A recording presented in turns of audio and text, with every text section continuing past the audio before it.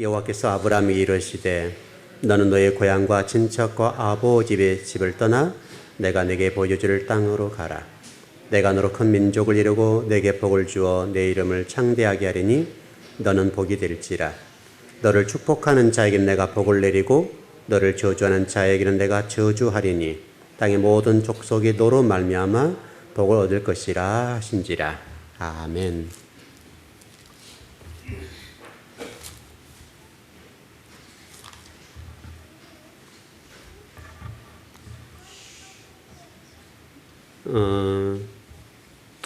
예를 들어 우리 집을 하나 짓는다 할까요? 집을 하나 짓는다 볼 때 집에서 여러분 제일 중요한 게 뭐예요? 집을 건축할 때 가장 중요한 게 뭐예요? 기초가 중요하죠.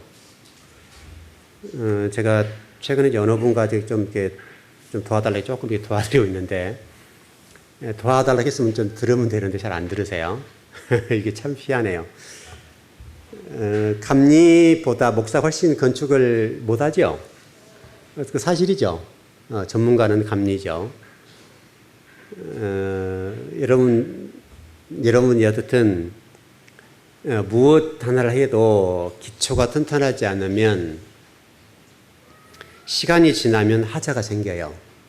그래서 제가 지금 어느 분에게 좀 집을 이렇게 지으려고 그러는데 좀 도움을 청해서 오늘 좀 갔다 왔는데요. 갔다 오고 하면서 좀 대화 나누고 그러는데, 제가 이제 건축을 할 때 기초에 대해서 이제 이렇게 설명을 했어요. 기초를 잘 하세요. 기초 공사를 잘 하세요. 그래서 저는 그냥 이게 평으로 쳤으면 좋겠는데, 이제 시멘트 많이 들어간다고 하니까, 공고리가 많이 들어간다고 하니까, 콘크리트 많이 들어간다고 하니까, 좀 돈 아낀다는 거죠. 그래서 이제 이게 양귀퉁이 하죠. 양쪽 귀퉁이를 이렇게 사면을 공고리를 치는 건데 바닥을 파는 거죠. 바닥을 파는 건데 제가 조금 깊이 파세요. 그리고 넓게 파서 이 네 틀을 야무지게 하세요. 그리고 철근을 꼭 넣으세요. 튼튼하게 넣으세요. 그랬거든요.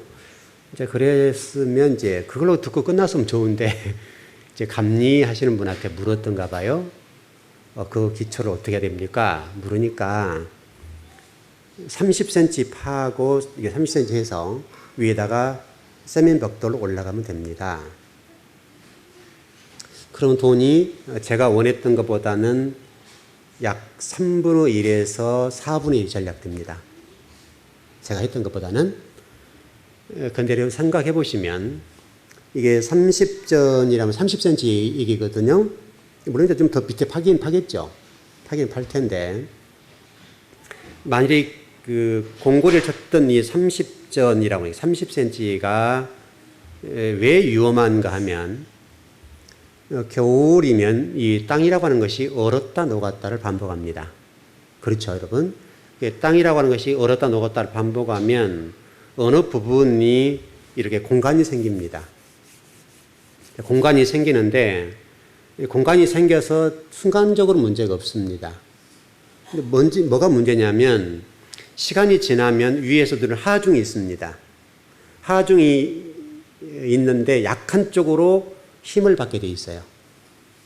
그러면 계속해서 위에서 하중이 누르면 나도 모르는 순간에 조금씩 크릭이 가는 거예요. 금이 간다 이 말이죠. 크릭이 가면 이 건물이 한 번 이게 크릭이 가기 시작하면요 위로 쭉 올라갑니다. 이건 하자 보수가 안 돼요. 기초는 하자가 발생하면 복원력이 없어요. 그러니까 무슨 얘기냐면 제가 얘기했던 것은 위는 하자가 나도 괜찮다. 위는 다시 하면 되니까. 그러니까 밑에는 기본적으로 60을 해라. 60. 그리고 그걸 더 밑에 팔아. 그렇게 하면 처음에는 좀 돈이 들어가는데 나중에 하자가 없기 때문에 훨씬 이득이다. 그렇게 얘기를 해줬어요. 근데 아마 제가 한 대로 안 할 거예요. 이제 왜 우리 사람들이요 목사 말은 안 들어요.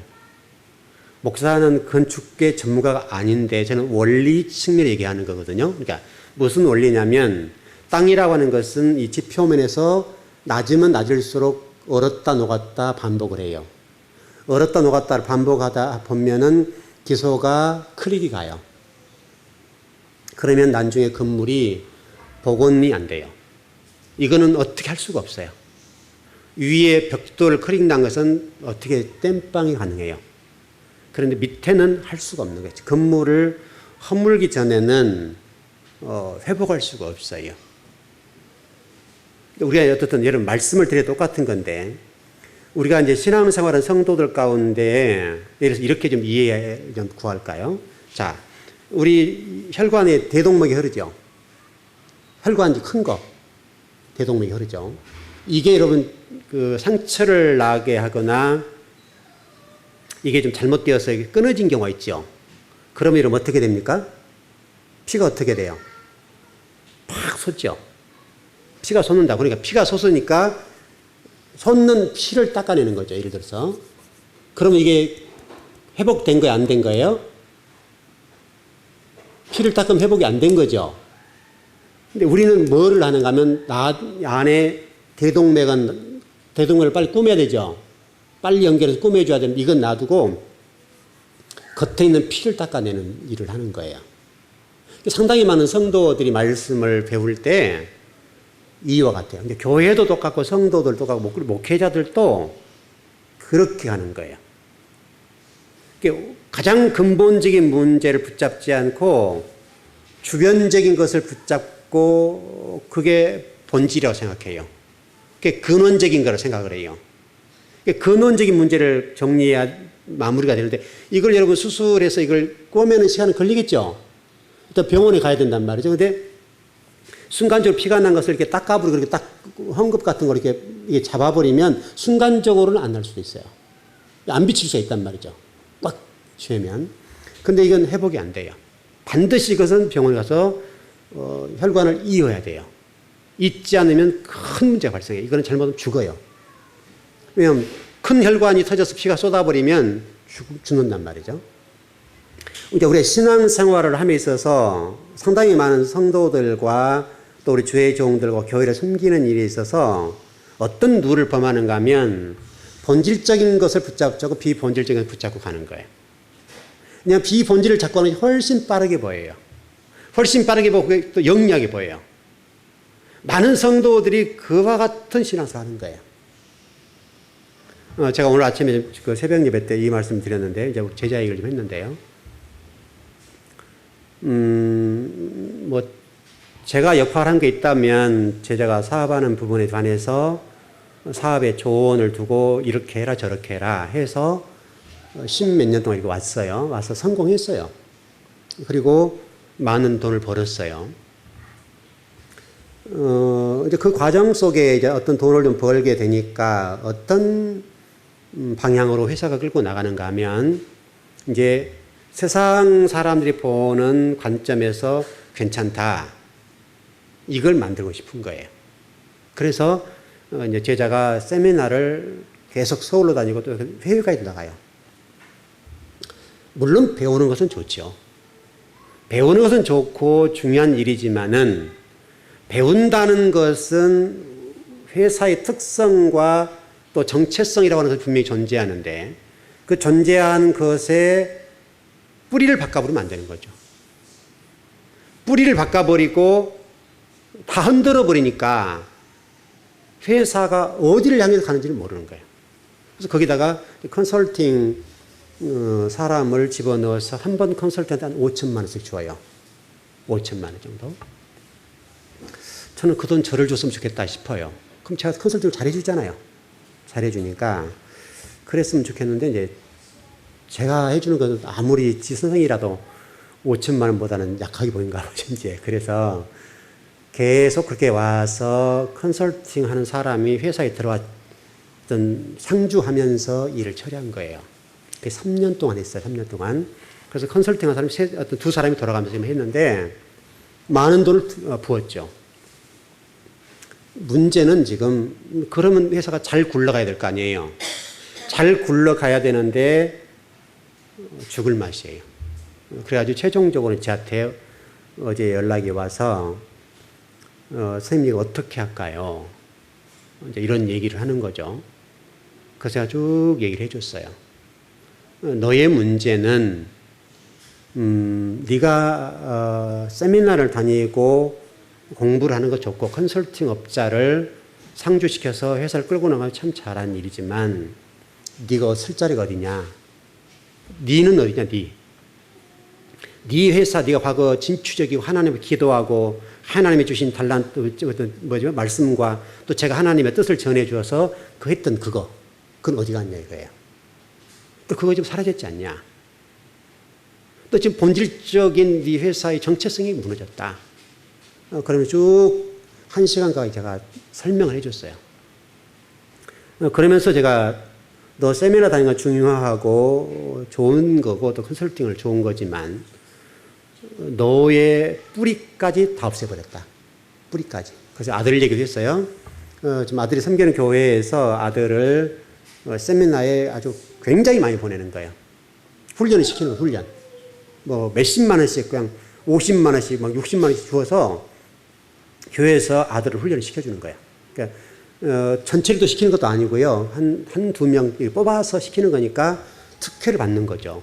그러니까 어떤 그 교회 섬기신 담임 목사님 이쁘게 본 거죠. 열심히 하니까 이쁘게 봐서 세미나를 50만 원짜리, 60만 원짜리 막 보내주는 거예요. 그러니까 이제 아들 입장은 죽을 맛이에요.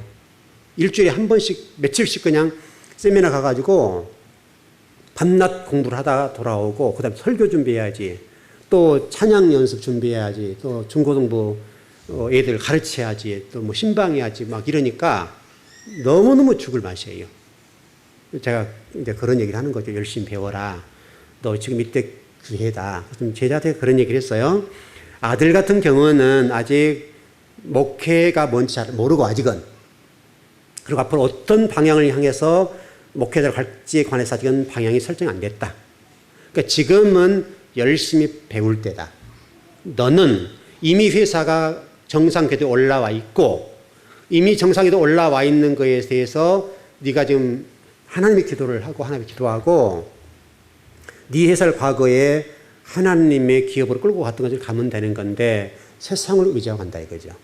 세상 사람 말이 이제 더 우선순위가 되고 제가 얘기한 것은 말 안 되고 쉽게 말하면 안 물어보는 거예요. 저한테는.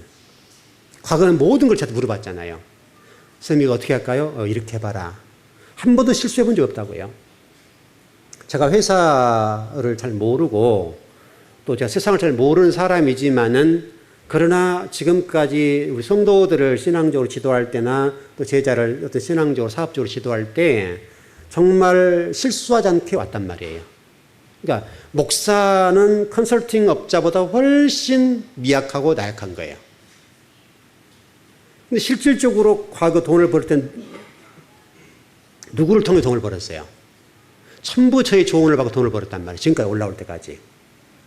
근데 이제 그게 어느 정도 올라오니까 이제 하나님 말씀, 주의 종이 회사를 이렇게 인도해주고 끌고 나가는 어떤 방향과 다르게 이제 세상 어떤 지식 있는 사람, 경험 있는 사람이 와서 회사를 운영해보자. 이런 얘기거든요. 결국은 해년마다 30%씩 다운되는 거예요. 3년 정도에 쫙 내려왔어요. 엄청나게 내려온 거죠. 그래서 마지막 이제 계속 내려오니까 이제는 상당히 위기의식을 느껴서 저한테 전화해가지고 선생님 답을 좀 주세요. 그래서 그 얘기를 한 거예요. 너 본질적인 걸 놓쳐버렸어. 본질을 놓쳤다. 본질을 놓쳐버리고 비본질을 붙잡는 그것이 네 회사를 끌고 온 것을 이해한 거야. 네가 잘못했어. 그리고 네가 직원들 앞에 너 의기소침해 있는 것 이거 직원들한테 마이너스다. 쭉 몇 가지 얘기를 했어요. 자, 여러분도 신앙생활 할 때에 중요한 것은 하나님의 말씀이 여러분의 삶 속에 별 영향력이 없는 것처럼 보일지 몰라도 하나님의 말씀은 근원적인 것이고 본질적인 거예요. 이건 변함이 없어요. 우리 신앙인들과 사바하는 성도들 가운데 보면 비본질적인 붙잡고 그게 최고인지 알아요. 하나님 말씀대로 가면 안 된다고 생각하는 거예요. 제가 아까 조금 전에도 어느 분 얘기를 해드렸는데 어느 분 얘기를 제가 좀 그 몇 번째 설명했는지 다시 설명 안 할 거예요. 안 할 건데 그분한테 그거 하자 생길 건데요. 제가 그랬어요. 몇 번 그거 하자 생겨요. 근데 목사님 괜찮다는데요. 돈도 작게 들고 괜찮다는데요. 여러분 돈 작게 들고 하자 안 생겨도 100번이고 좋잖아요. 근데 좋은 돈을 작게 들고 이게 이렇게 했을 때 하자가 생겨버리면 어떻게 할 거예요? 우리가 봤을 때 저는 분명히 하자가 생긴다 보는 거예요. 그것도 추운 가평에 가평. 집을 짓는 장소가 가평이기 때문에 반드시 하자 생기는 거예요. 여러분들의 어떤 신앙적인 측면에서 인생의 어떤 뭐 사업이나 인생의 어떤 일에 대해서 여러분들이 답을 찾아갈 때 중요한 것은 세상 사람들이 얘기하는 어떤 지식적인 전문가들이 얘기하는 것은 상당히 일리가 있다 볼 수 있지만은 그러나 그 일리 있는 것이 정말로 일리 있게 얘기하는 것인가 아니면 이게 돈을 좀 작게 들고 가려고 하는 것에 대해서 같이 동조해 주는가를 판단할 수 있는 능력이 생겨야 되는 거죠. 그건 여러분의 몫이에요. 그러니까 목회자는 성도들이 돈을 작게 들고 많이 들고 문제가 아니라 멀리 보고 이거 하자 생길 것인가 안 생길까 아니면 이게 좋은 거 나쁜 것인가를 설명하고 답을 주는 거예요. 그래서 성도들은 그것이 너무 멀리 보이고 너무나 쉽게 설명하면 와닿지 않을 수가 있는 거예요. 이게 굉장히 문제예요. 여러분과 제가 어떤 신앙인으로서 저는 목사로 걸어가고 여러분들은 성도로서 걸어가는 건데 여러분들은 본질을 붙잡으셔야 돼요. 자, 우리 오늘 새벽 예배 때 3화에 대해서 나왔죠. 잠깐 설명을 드렸는데 3화가 시작되면 상당하게 성도들이 어려워요. 그래서 요한계시록 말씀 가운데 본계시와 중간계시가 등장하게 되는데 본계시죠. 오늘 본문은 본계시인데 이 본계시에 등장했던 내용들은 심판이란 말이죠. 하나님의 심판의 내용들이 3화가 등장해요. 근데 3화가 등장하기 전에 하나님께서 뭘 말씀하셨는가 하면 하나님의 사람들이 이마에 하나님의 임침, 하나님의 백성이라는 보증이라는 인침을 받아버리면 3화의 문제는 없는 거예요. 그러니까 우리가 3화, 예수님 오시게 되면 심판을 가하게 되고 어렵다, 힘들 것이다 라고 하는 전자에 우리 하나님 무서운 분이네. 여러분 요한계시록을 무섭고 하나님은 두려운 하나님으로 이해하기 쉽게 되는 게 바로 그런 부분이에요. 그런데 실질적으로 요한계시록은 성경의 본론이고 결론이기 때문에 복음 중에 복음이라고요. 복음 중에 복음이기 때문에 복음의 말씀을 들으면 산단 말이에요. 쉽게 해서 아마 내일 아침에 우리가 10장이죠. 10장, 요한계 10장인데 10장의 내용을 보게 되면 하나님 말씀의 환난 가운데 하나님 말씀을 먹는 자들에 관한 내용들이 나온단 말이죠. 벌써 에스겔 3장의 내용을 인용해서 말씀 나오는데 여러분과 제가 어떤 환난이 오고 어떤 상황이 어려워지고 우리나라가 앞으로 경기가 침체되고 세계 경기가 침체되고 어려워질 거고 힘들 거라고 전제가 돼 있단 말이죠. 그러니까 아마 이번 주에 제가 조금 말씀을 드리겠지만 지금 우리나라 부채가요 국가적으로 GDP 대비 40%가 넘었어요. 상당히 올라간 거예요 지금. 굉장히 올라간 건데 이렇게 올라가게 됨으로써 우리나라 국가 채무가 굉장히 많아진 거죠. 그럼 언젠가는 이 돈을 갚아야 되고 계속 대통령마다 뭐 업적을 남겨서 일을 하다 보면 계속 늘어날 거란 말이죠. 그럼 결국은 이게 국민들의 빚이잖아요.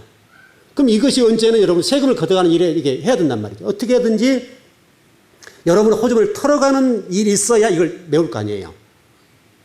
결국 국가가 어떤 대통령이 내가 업적을 남기는 중요한 문제지만 빚을 줄여준 것이 중요한 문제죠. 우리나라에서 지금 박근혜 대통령 같은 경우도 지금 뭐 여러 가지 비대 문제가 굉장히 막 올라가는 거예요. 국민들은 대통령이 이런 업적 저런 업적 남겨 좋다 할지 모르지만 대통령으로서 물론 그런 어떤 나라의 비전과 꿈을 향해서 달려도 가야 되겠지만 중요한 것은 앞으로 5년 후 대통령이 퇴임한 이후에 국민들의 삶의 질과 그 빚태와 허덕여사가 고통 나라가 잘못 국가 어떤 부도 사태가 올 수 있는 이런 일들이 발생할 수 있는 일을 차단해 줘야 된다고요. 국민들도 어떤 업적을 남겨서 대통령이 이런 업적 잘 남겼다. 이게 아니라 그것도 분명히 그런 것들 잘 하면서도 국가 채무를 줄여줘야 된단 말이에요. 줄여줘야. 여러분 가정 속에 빚이 있으면 줄이려고 해야 안 해요. 빚을 얻어 또 빚을 얻고 계속 이렇게 합니까 여러분? 가정 경기를. 가정 경제 같은 거 그렇게 안 하죠 여러분. 교회도 똑같잖아요. 교회도. 우리 교회 같은 경우도 여러분 제가 교회 편하게 가려고 하면요. 교회 빚 안 갚고 가면 돼요. 제가 편하게 목회하고 그냥 은퇴부로 간단히 끝나버려요. 제가 교회 빚 안 갚아도요, 교회 쉽게 설명해서 사립에 따박따박 올리고 교회 사립에 탁탁 받아버리면요, 얼마든지 먹기 편하게 할 수 있어요. 충분히 우리 교회 갈 수 있죠, 여러분? 할 수 있어요.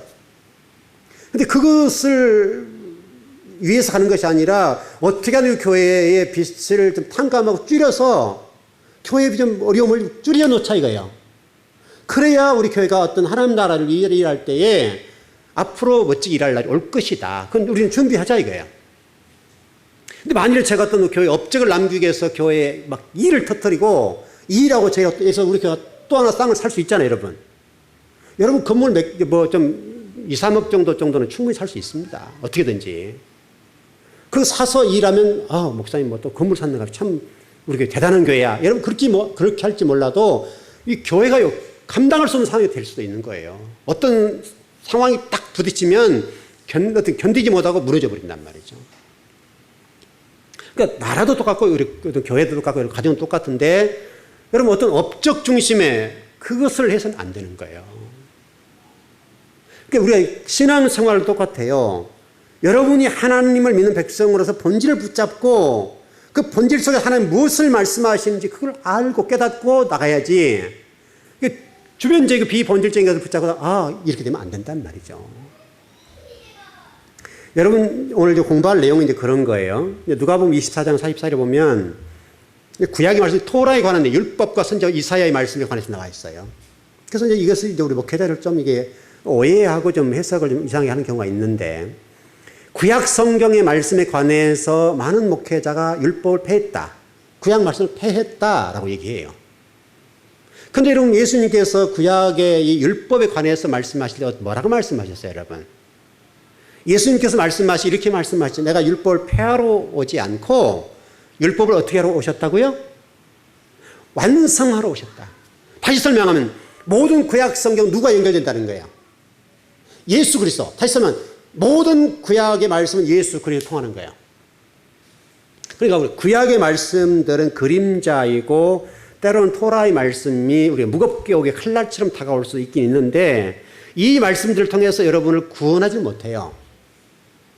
몽학선생이라고 성경이 또 사도 바울은 그런 얘기를 했기 때문에 여러분 구원할 수는 없으나 그러나 우리로 하여금 율법 역할이 뭐죠, 여러분?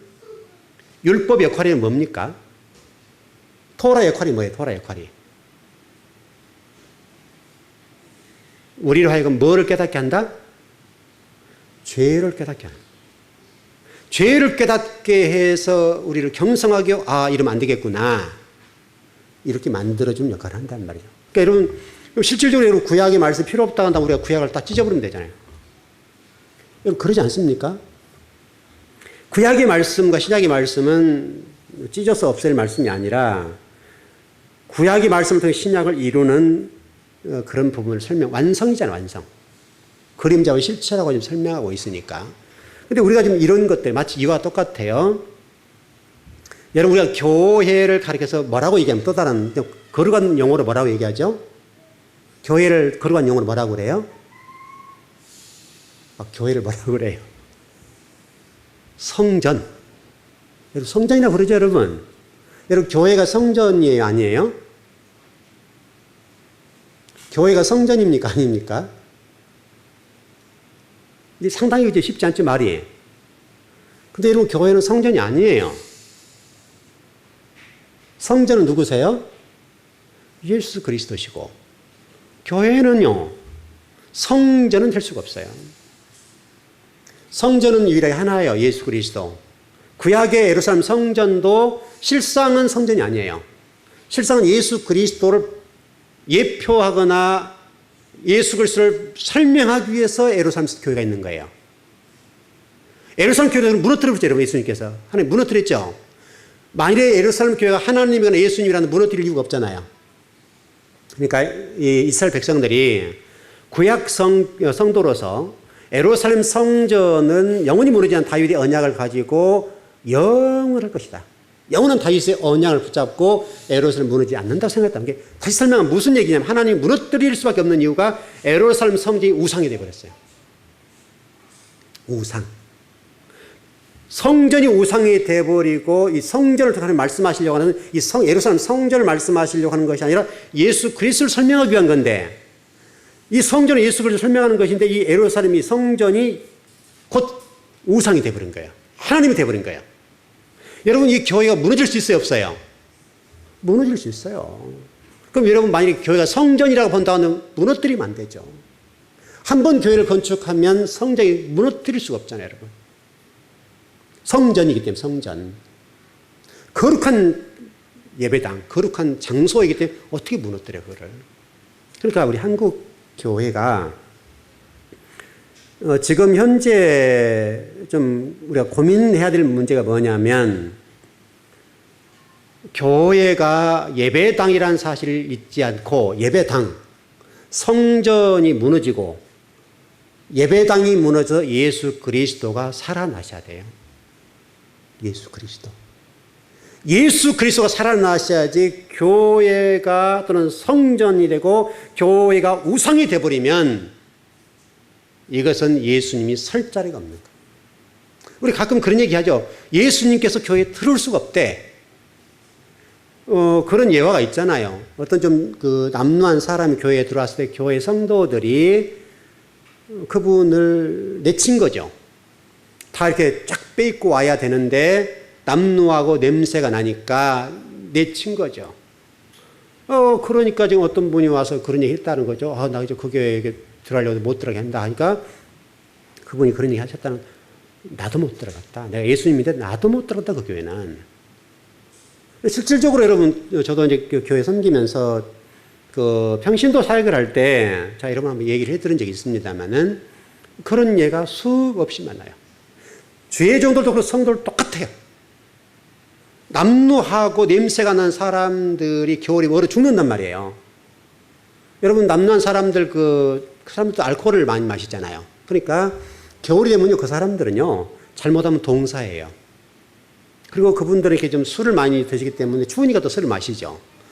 그래서 이제 잘 데가 없기 때문에 잘못하면 동사가 되기 때문에, 그리고 그 사람들은 이렇게 뭐랄까요, 그 소변이나 이것들 잘 조절을 못 해요. 옷이 얼어버린 거죠, 이렇게. 그런 분들 여러분, 얼마나 냄새 나는지 몰라요. 진짜 냄새 많이 나요. 그런 분들이 이제 가끔 이제 교회에 들어오면 내칠 수는 없잖아요. 그럼 이제 교회 그 지하 방에 새벽 예배 드릴 때 그런 뒷좌석 같은 데 이렇게 좀 자게 한 경우도 여러 번 있었거든요. 그러면요, 성도들이요, 얼마나 저게 눈치하는지 몰라요. 주의 정도도 눈치하고, 왜 그 사람을 교회에 들이놨냐 이거예요. 쫓아버리지. 여러분, 그런 분들이 교회에 와서 힘을 얻고 그 동사되지 않고 교회가 그걸 받아줬다는 자체가 그분들에게는 좋은 거죠, 여러분. 정말 교회가 그런 분들 내치할 만큼 교회가 그렇게 그런 곳입니까, 여러분? 그러니까 우리가 지금 우리 성경이 뭐라고 말씀하고 있습니까? 고아와 나그네와 가난한 사람들 있어서 여러분 살아라, 그렇게 돼 있잖아요. 우리가 정말 진리 말씀 우리 속에 들어가고 진리가 우리 속에 요동을 치고 진리가 정말 진리화되고 증거되는 삶을 살게 되면 결국은 하나님 사랑, 이웃 사랑이잖아요, 여러분. 그게 구약 성경의 모든 결정체죠, 결정체. 근데 교회는 그런 분들이 교회에 들어오는 걸 싫어해요. 얼마나 싫어하는지 몰라요. 우리 교회는 정말 혹시라도 그런 분들이 교회에 들어와서 예배를 드릴 때, 또는 뭐 예배를 안 드리다가 어떤 좀 그런 일들이 있을 때에 이상하게 보지 않았으면 좋겠습니다. 교회가 해야 될 때면 여러분 그런 사람을 품어야 될 거 아니에요? 품어야 될 거 아니에요? 실질적으로 여러분 교회 공간이라고 해서 이 비싼 공간이 사실은 평일날 안 써먹잖아, 우리가. 물론 몇 분들은 기도하시고 그러셨습니다만은 이렇게 비싼 이 공간들이 놀고 있다고, 놀고 있어. 그러니까 우리 교회들 많이 고민해야 할 문제예요, 고민해야 할 문제예요. 적어도 우리가 좀 성경을 좀 공부하는 교회라고 본다면, 우리 교회는 교회가 죽고 예수 그리스도가 드러나고, 교회 목회자가 죽고 예수님이 드러나는 교회, 그런 교회가 돼야 돼요. 성도가 죽고 예수님이 주인 되는 교회. 또 여러분 어떤 교회들이 여러분 성도들이 주인 돼가지고 예수님 설 자리 없어요. 정말 노예나 시찰할 때 가면 좀 가관들이 많아요. 꼴불견들이 많아요. 물론 저는 뭐 상대를 안 하니까 뭐 별 상관이 없습니다만은 정말 여러분 가관이에요, 가관이에요. 한 자리 해 먹으려고요. 세상 속에 나가서 한 자리 해 먹으려 하죠. 교회 와서 해 먹으려고 그래, 자꾸. 교회에서 말씀 받고 세상 속에 나가서 정말 그리스도에게 살아야 될 성도들이 왜 거기서는 큰 소리 못 치면서 교회 와서 큰 소리 치려고 하냐. 노예 와서 큰 소리 치려고, 시찰에 와서 큰 소리 치려고. 이게 웃기는 일들이에요, 웃기는 일들. 여러분과 제가 죽고 예수님이 드러나야 돼요, 교회는. 여러분, 그게 성경이 우리 가르쳐 주는 거예요. 지금 시대적으로 너무나 지금 교회들이 예수님이 설 수 없는 정도로 돼버렸어요. 예수님께서 교회에 오실 수 없을 정도로 교회가 그렇게 좀 돼버렸어요. 교권이 강화되고 교회가 너무너무 강화됐어요.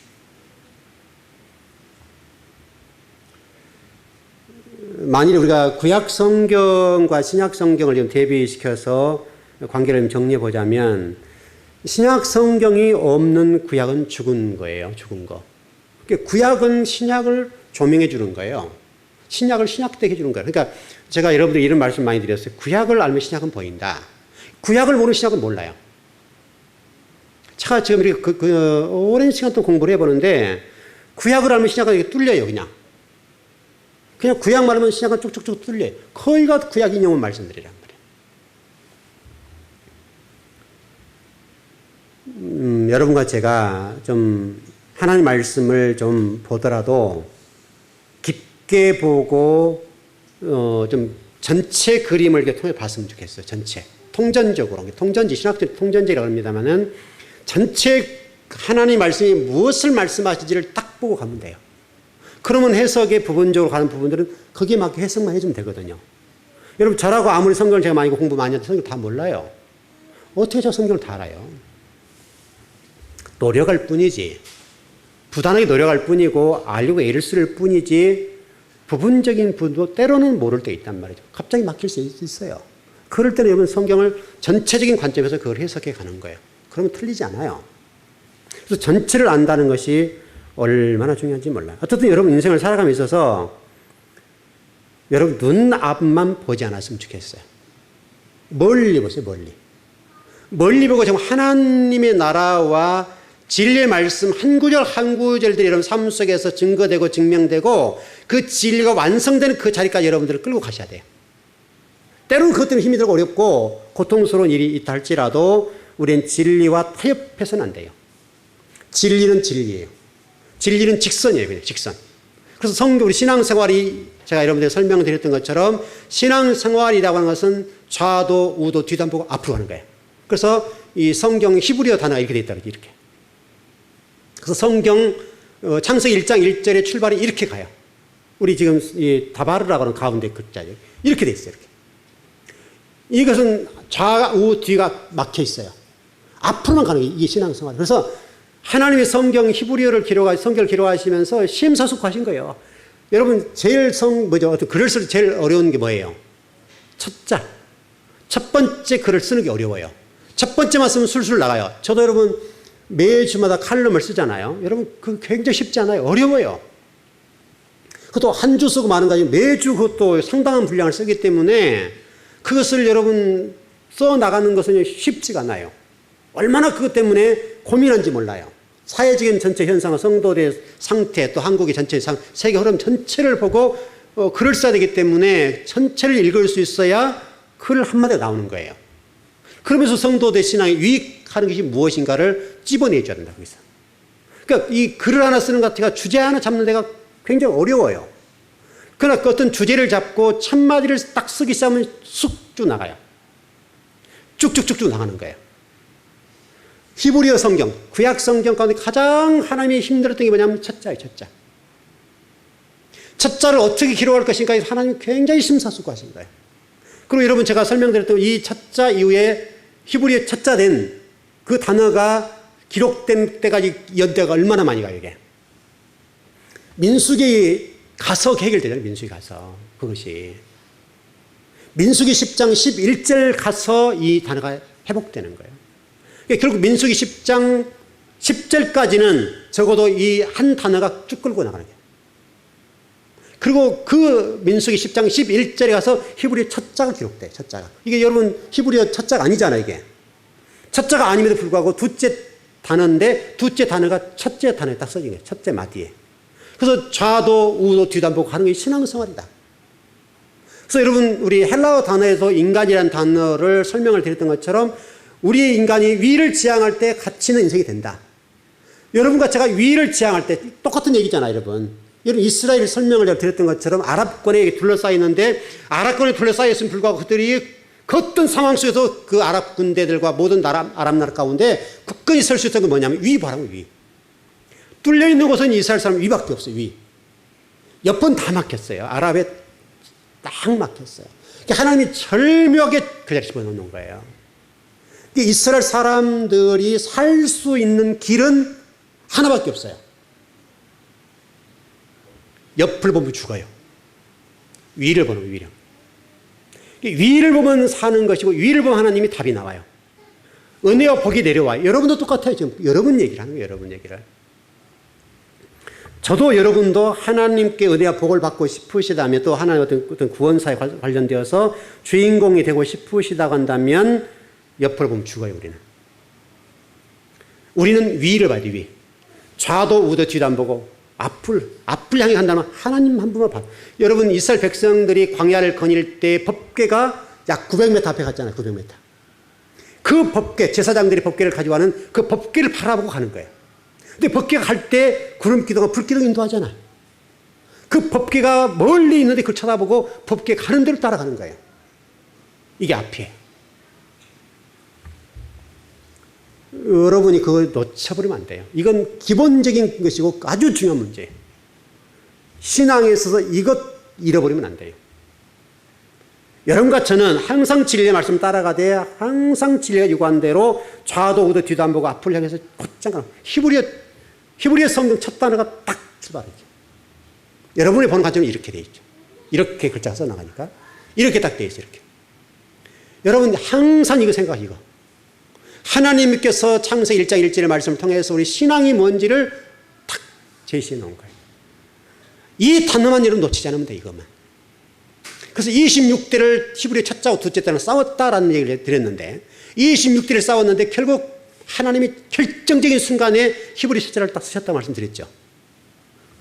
여러분 민수기 10장 11절부터 하나님이 어떻게 일하셨어요. 여러분.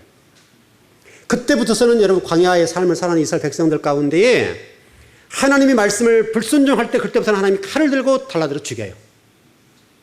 그래서 민수기 10장 10절까지는 하나님이 용서하고 이해하고 봐주세요. 그러나 민수기 10장 11절부터는 하나님이 컴이 휘둘러지는 거예요. 그래서 민수기 10장 11절부터서 진리 말씀을 불순종하면 원망 불평 그때부터는 무조건 막 죽이는 거예요. 그렇게 죽이는 그 숫자가 어마어마해요. 그래서 매일 계산상으로 보게 되면 265명 정도를 죽여요. 매일 265명. 여러분 매일 265명이 죽는다는 말이 굉장한 일이에요. 여러분 이번에 낚시배 뭐 가가지고 뭐 열 몇 분 돌아가셨죠. 그래도 나라가 좀 들끓잖아요. 뭐 세월호 사건도 마찬가지. 여러분 근데요 이스라엘 백성들은요 이 민수기 10장 11절부터 매일 265명씩 하나님이 칼날을 쳐서 죽이는 거예요. 시체가 널브러지고 시체 썩는 냄새와 피비린내가요 말할 수 없어요. 그렇게 죽어가는데 그 죽어가면서 시체를 넘고 밟고 넘어가 불순종하고 또 죽는 거예요. 이게 인간이에요. 하나님 말씀 바라보지 않고 위에 바라보지 않고 좌보고 우보고 뒤를 보니까요. 애굽을 쳐다보니까 하나님이 지금 광야를 뺑뺑이 돌리는 목적이 뭐예요? 이유가 뭐예요? 애굽의 때를 벗기는 거잖아요. 애굽의 가치관, 의식과 세계관을 벗기는 건데 이거 안 벗기면 죽어나가는 거예요. 성도들이 정말 여러분 그거요 귀하게 보셔야 돼요. 그걸 놓쳐버리면 여러분 신앙생활 다 실패해요. 항상 여러분 위를 보십시오. 위. 여러분 하나님을 지향할 때 여러분 인생은 가치가 있고 하나님 여러분에게 은혜와 복을 베풀어 주세요. 여러분 인생 보장해 주세요. 보장해 주세요. 사람 의지하면요 하나님이 그 사람을 쳐버려요. 의지할 대상을 쳐버린다고. 하나님만 의지하게 만드세요. 나 때문에 누군가 당할 수도 있어요. 여러분. 하나님은 철저하게 하나님의 백성들을 하나님의 사람으로 훈련시켜 나가는 거예요.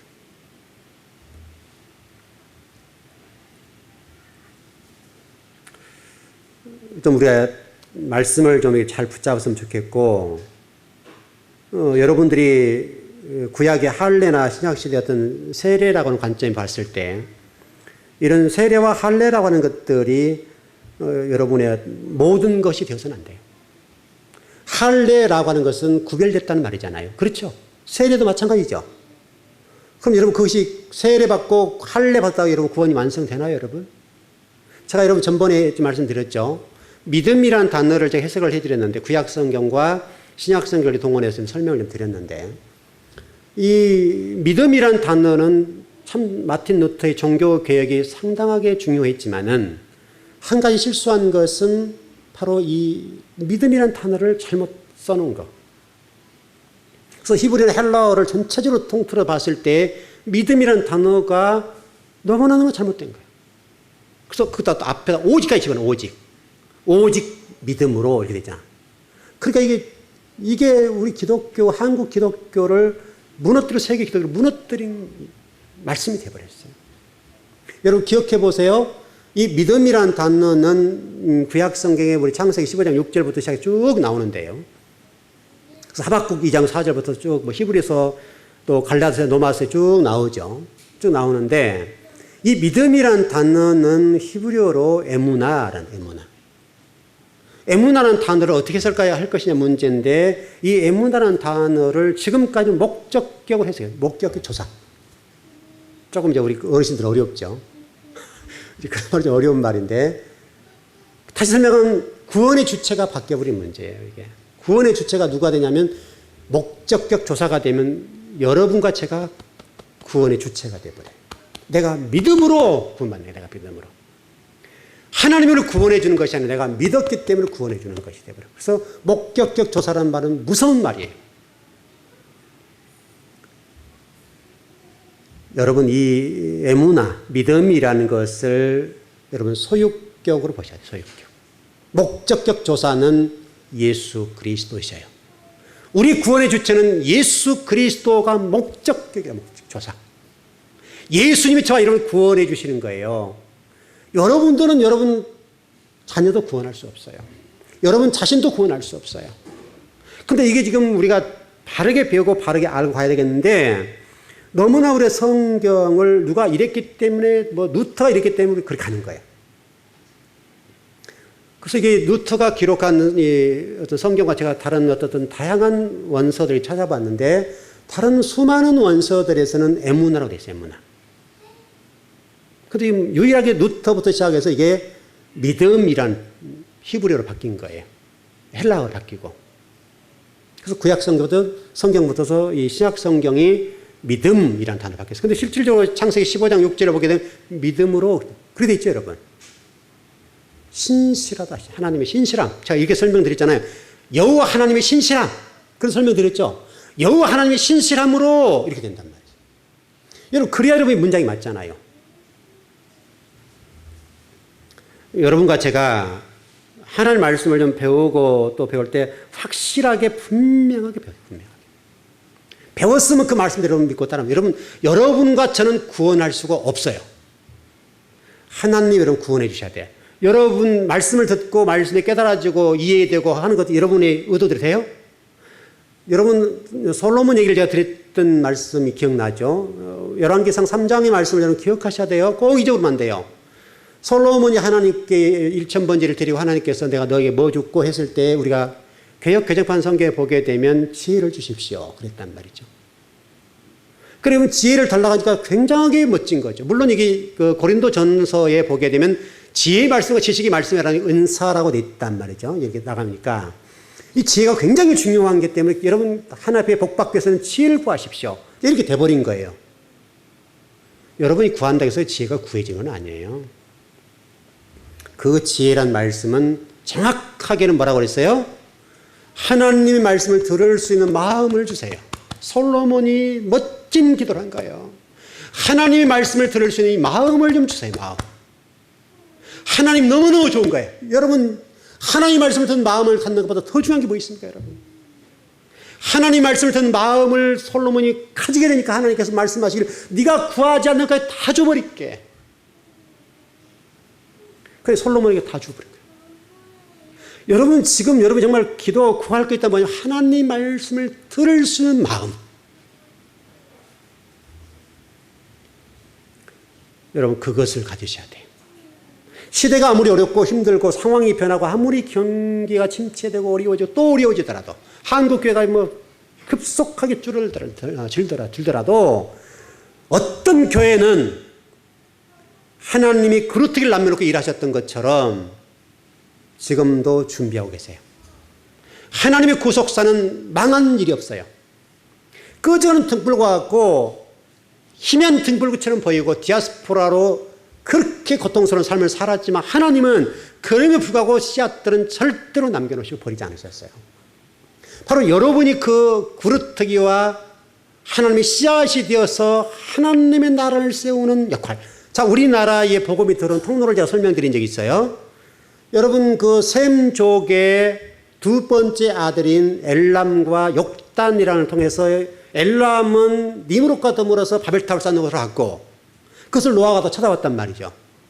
둘째 아들은 신앙의 절기를 지키기 위해서 욕단이 강 건너고 산을 건너 시베리아를 벌판을 건너고 한반도와 이 만주 벌판 팔이라는 이 지역들 이런 지역의 한반도를 형성하시고 우리 믿음의 조상이 됐어요.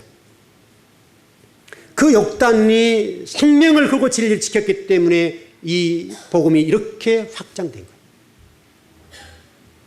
여러분과 제가 지금 당장 한 사람일지 모르지만 여러분 한 분이 욕단처럼 제대로 서서 어떤 진리를 지키고 하나님 나라를 위해서 애쓰고 수고하면 여러분 한 분 때문에 1000년이 가고 500년이 간다고 한다면 욕단과 같은 역할을 할 수 있는 거예요.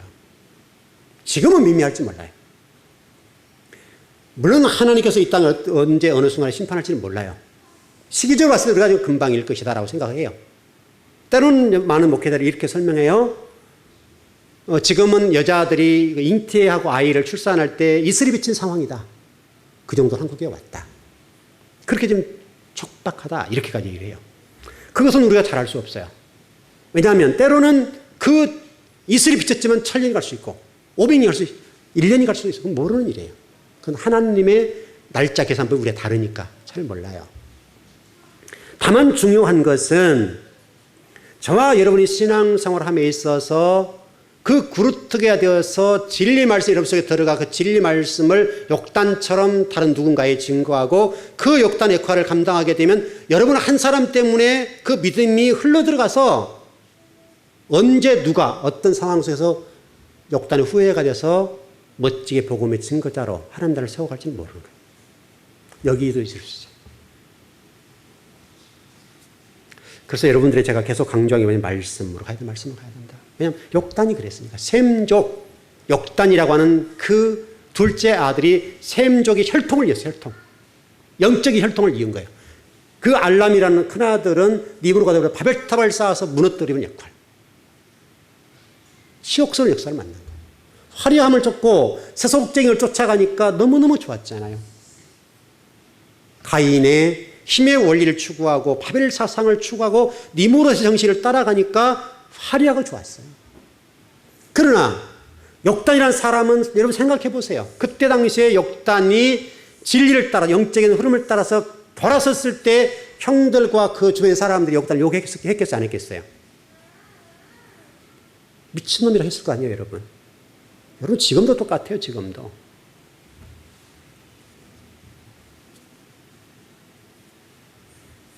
여러분과 제가 절대적으로 잊지 말 것은 우리는 구원의 주체가 아닙니다. 예수 그리스도께서 우리를 구원해 주셔야 됩니다.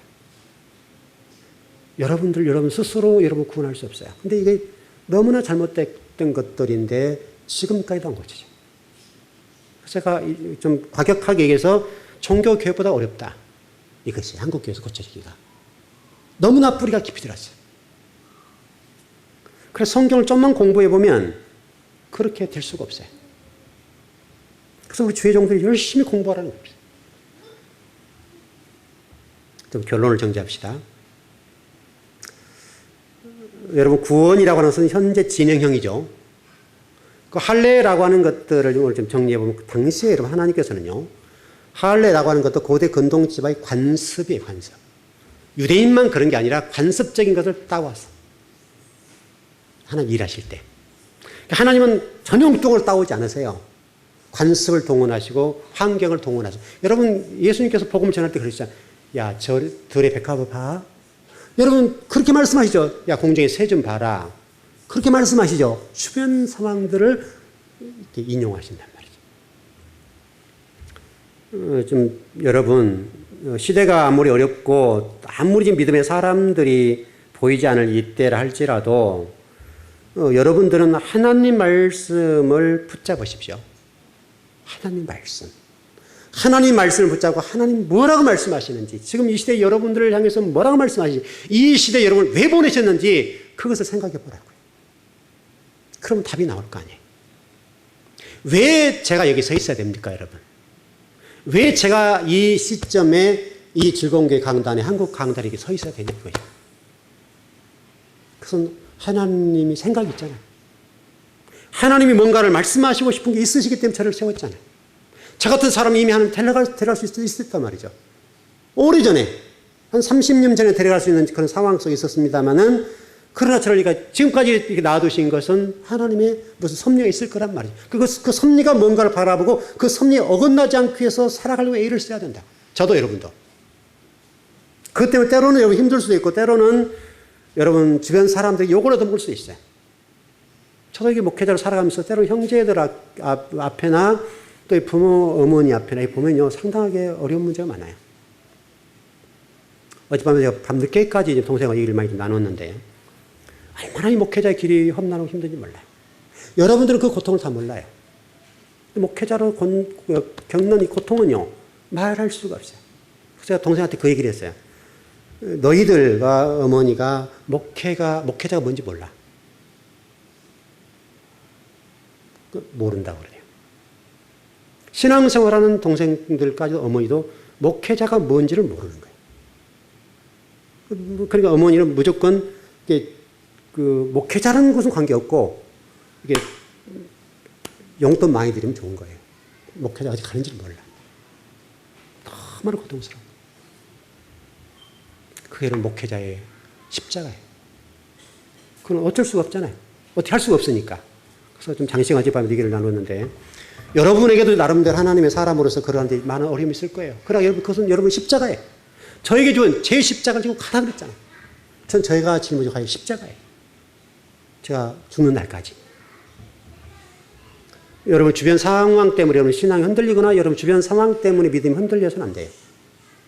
그 환경 속에서 정말 진리의 말씀을 잡고 걸어가는 성도가 되셔야 돼요. 하나님은 그걸 원하세요. 자, 기도하겠습니다.